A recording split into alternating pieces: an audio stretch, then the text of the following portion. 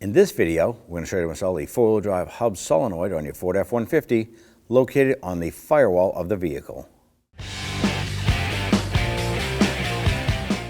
Now with the hood open, you're going to locate the solenoid right here. It's just to the right of the brake master cylinder and behind the air filter box. Now we're going to start by disconnecting the electrical connector. There's a little tab right here. You can lift up on this.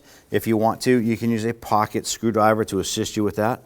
You're going to lift up and pull that connector off, just like so. Now on the bottom, there are two vacuum hoses. You want to go ahead and pull those off carefully. You can pinch and twist. If you have a pair of hose pliers like this here, that might benefit you as far as going to pull these off. You want to pay attention, remember which one comes off of where.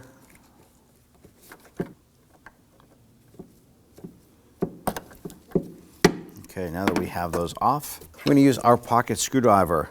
And you can either come in through the top side here and push in, or you can come right on the back side and pry that little locking tab out. And you're going to push the solenoid down. Now right here you have the locking tab on the back that you were prying out to disconnect. We're going to take the new component, and we're simply going to line that up and push that upward. You can feel it lock into place. I'm going to reinstall the vacuum hoses. I'm going to start with the bottom. Push that on. And do the same for the top.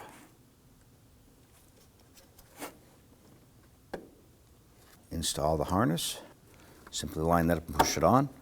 You want to go ahead and use your scan tool to clear any codes related to this here. Then you can go for a road test. When only the best will do, demand TRQ. The only company that lets you view before you do.